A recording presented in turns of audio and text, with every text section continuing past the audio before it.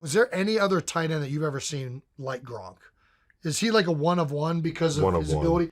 And to your credit, like Connor Barn, who I played with in Philly and in college, he said the same thing years ago about Gronk. Like, he's like, dude, like normally we go up against a tight end, we're salivating. Like we have like whether he's going to be in pass pro or the run game, you do not get blocked by the tight end. And Gronk was the one guy where he's like, he's the anomaly, this guy is manhandling DNs. And a lot of times too, like you would think that like he loved blocking. And I think because he didn't want to go out and run a lot of routes. You know? he would be so tired. And he's like, hey, just keep me in and run behind me. Like, I like that.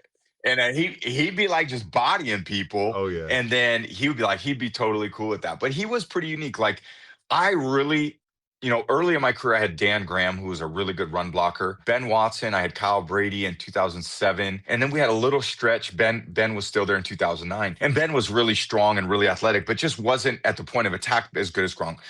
And then we got Gronk, and Gronk was a dominating tight end. And then when we didn't have Gronk, I as a quarterback for the first time in my career realized, oh shit, like we lose those matchups all the time. Like not only is it not neutral, it's a loss. So now everything's to the open side, or now you're flashing the tight end back all the time. And again, it just limits what you're able to do. And look, that's life in the NFL. I mean, not everyone's good at everything. I mean, you got to game plan, and that's what good coaches do. You got to, everyone's got to, and if you're an elite pass catcher, that's amazing. You're going to be on the field a lot.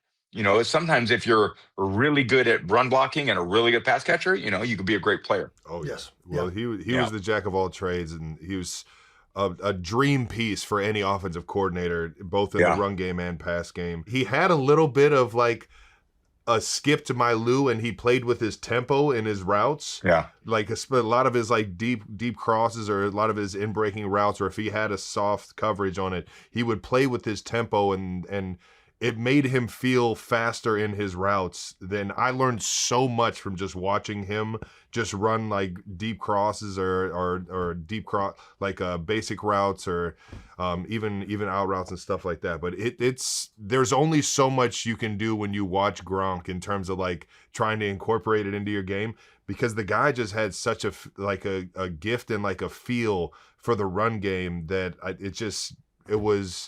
it's one of a kind, man. And his ability to get the inside hands, he has long arms. Man. He's always been strong as an ox.